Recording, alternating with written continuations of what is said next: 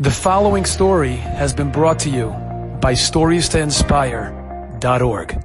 Several years ago, on a dark night in the city of Hebron, two Israeli soldiers were on patrol. Suddenly they heard a shot ring out. They looked around, they didn't see anything. One soldier says to the next, probably nothing. The other soldier says, no, it's got to be something. It was a gunshot. We got to go find. Maybe somebody is hurt. The other fellow says, it's Hebron. There's shots all the time. You're always listening to gunshots. Just because you hear a gunshot doesn't mean something actually happened. And the other soldier says, no, we have to find. Maybe somebody was hurt. And they begin to look through the alleyways of Hebron. They don't find anything. And the other soldier says, come on, it's enough already. And he says, no, if we're on patrol, we're going to find where that shot came from and maybe someone's hurt. And he begins to run and run and run throughout every single street in Hebron until indeed he finds another member of his patrol unit was shot and was lying on the ground bleeding to death. He lifted him on his shoulders, he took him right away to the camp, rushed him to the hospital, and his life was saved. One would imagine the parents of the saved Israeli soldier want to find the soldier that saved his son's life. And so in the hospital, by the emergency room, they asked, where's the soldier that brought him in? He left. Who was he? He asked to be anonymous. What do you mean anonymous? He saved our son's life. We want to hug him, we want to kiss him, we want to thank him, we want to reward him, we want to see him. Sorry. Well, these parents had a marketplace in Yerushalayim, a store. So they put up a sign in their store. And they wrote their story. Our son's life was saved this and this night in the city of Hebron by some Israeli soldier who remains a mystery to us. If you know anything about this person, please let us know. Simply, we want to just say thank you. That's all we want. And the sign stayed there. Months later, someone's in the store. And he sees the sign, and he reads it. And he's staring at the sign, so the storekeepers, a husband and wife, come over to him and say, you know something about this? He says, yeah, I know something about this very, very, very much. What do you know? I was on patrol that night in the city of Hebron. I heard the gunshot.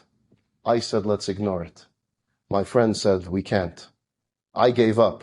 He didn't. He ran like a madman through the streets of Hebron, and he found your son.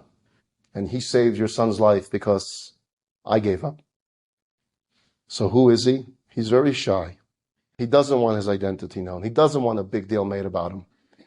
But I'm going to go to him tonight, and I'm going to tell him how important it is for you that they have this need, simply to say thank you. Nothing else. No reporters, no news. Simple thank you. And I'll see if I can convince him to do it. A few hours later, he returns with another soldier. This is the fellow that saved your son's life. And they embrace him and they hug him and they thank him. And the soldier says, stop. The only reason I came here is to share a story with you. When my friend told me where he saw this sign, I felt I needed to come and talk to you. Many years ago, there was a young couple that got married. They were having an extremely difficult time. He was laid off from a job. They had no money. They lived off whatever welfare the government could give them. And they would go to a particular grocery store. That's where they would do their shopping. And the sweet couple that owned this grocery store took a liking to this couple. And one time they asked them, how come you don't have children? How come no baby stroller? And the woman said, we're poor. And if we bring a child into the world, how are we going to feed the child? How are we going to buy clothes? We don't have any money. We're unemployed. We have nothing.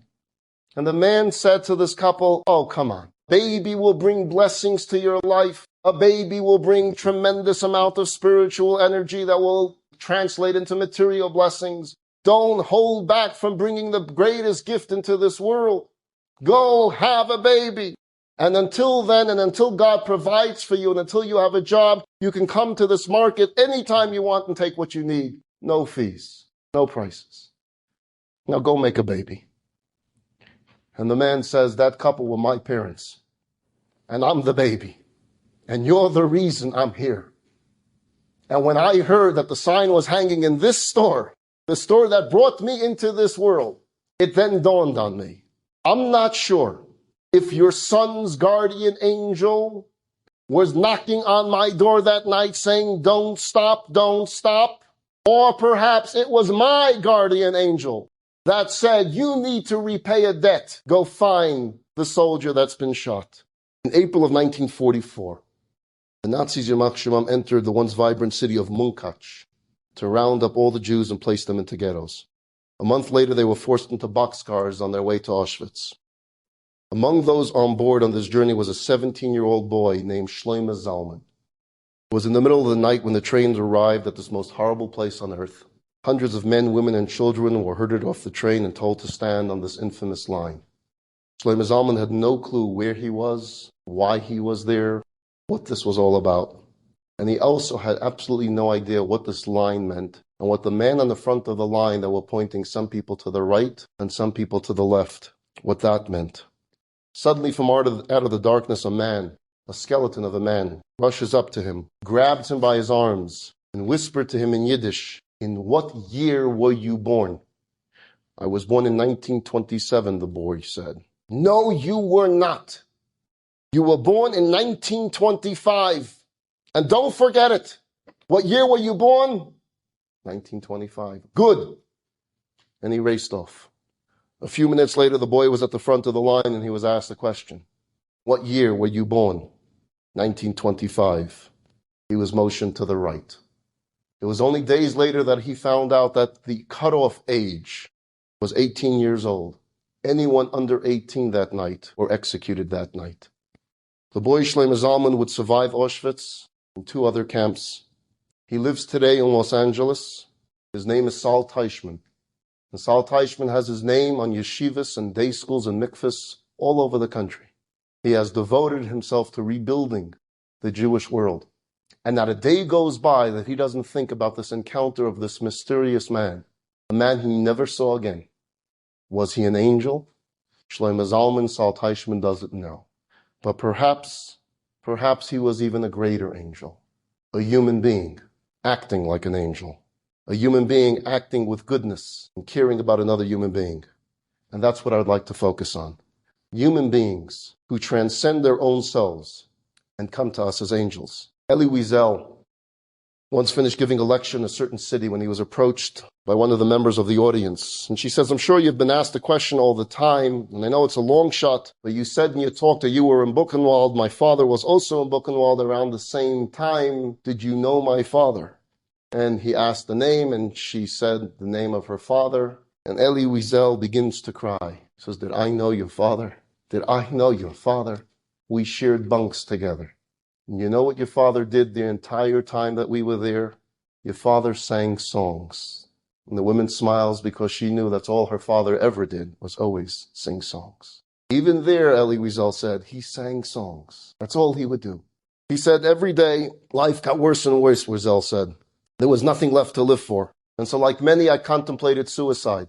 And I got hold of some poison, a pill, that I would be able to take and end it all. And I decided, let's end this. This is ridiculous. This is not life. There's nothing to live for. It's only sadness and horror and pain. I'm going to end it.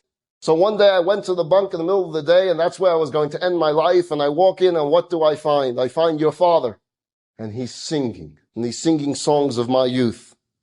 And I said, "How can you sing at a place like this?" And your father turned to me and he said, "Elie, all we have is our song. And our song they cannot take away from us. These animals can take away our limbs, they can take our bodies, but they cannot take away our song. Don't ever let them take away our song.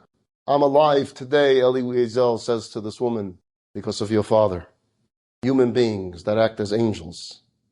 In 1940, as Hitler was tightening his net of evil and madness around Eastern Europe, and Jews were running for their lives, many made their way to Lithuania. Lithuania at the time was annexed by the Soviet Union. Thousands more came from Poland to seek refuge.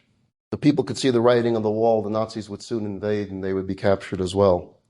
Someone discovered a loophole, and they discovered through the Dutch and Soviet councils that would be able to grant the Jews of Lithuania safe haven out if only they would somehow get hold in their hands of a Japanese visa. How do you get a Japanese visa? The Japanese consulate at the time in Lithuania was a one-man operation administered by a very humble man named Chiun Sugihara. Someone approached Chiun Sugihara and explained, "All the Jews here were going to be murdered. The only way our lives can be saved is if you issue us a Japanese visa that will allow us out of Lithuania, that would give us safe haven, and we could survive." Chiun Sugihara writes that he had a discussion with his wife. The two of them talked it over. They took a look at the refugees. They knew that their government would say absolutely not. And in their own words, I may have to disobey my government, but if I don't, I would be disobeying God. And so from July 31st until August 28th, 1940, Chiyun Sugihara sat for hours signing visas. Hour after hour, day after day. He wrote them with his own hands, knowing that his days were going to be numbered in the consulate. As soon as his government would find out what he would do, he wouldn't sleep. His wife would massage his hands as he would continue to write. Right hand, she would massage the right hand, he would write with the left, back and forth. She would feed him food while he sat and wrote so he shouldn't stop writing.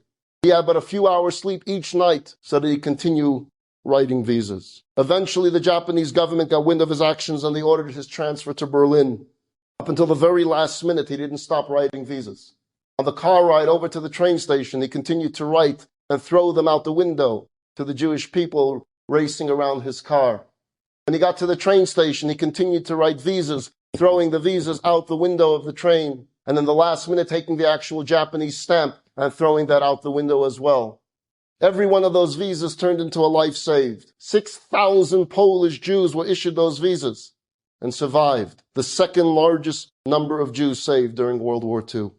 In 1945, the Japanese government unceremoniously dismissed Chiyun Sugihara from diplomatic service. They exiled him and his family for being disobedient against his government. It was only in later years that this man would receive the recognition he deserved. You see, the last visa that got out of that train window fell into the hands of someone that became a Knesset member later in the Israeli government. And he was determined to find who was that man. The rest of the people that received these visas had no idea who Chiyun Sugihara was, what his name was, why he did this, whatever happened to him. It was a mystery until later on, until this Knesset member found him and brought his story out. And in 1985, he was honored in Yad Vashem. A postscript to the story, those of you that were with me yesterday, when I talked about the train at my father's yeshiva, how he missed that train and how had he got on that train, he wouldn't have survived. What happened to that group of students? They made their way to Lithuania. On August 15th, 1940, Chiyun Sugihara issued visa number 1778 to a 17-year-old yeshiva boy named Mordechai Bryski, my father. I had the opportunity in my life to meet and befriend Chiyun Sugihara's son, Hiroki Sugihara. We became close friends. And Hiroki gave over to me copies of visas that his father saved. His father saved lists of every single visa he gave out. You know what it's like to look at a piece of paper and see visa 1778 issued, the day it was issued, and have your father's name there. In the years, the past, we had Hiroki speak throughout the country about his father, about his mother, about their heroics. Unfortunately, Hiroki passed away 2 years ago of an illness. Angels. Angels, it's human beings disguised as angels. They come to us. They do things that others do not do. They put their lives on the line. We have estimated that today there are 45,000 descendants of Sugihara survivors. 45,000 living Jews today because of one man. So we all need to take a few moments and think about the angels in our lives. Who are they? Who are the angels in your life? Enjoyed this story? Come again. Bring a friend. StoriesToInspire.org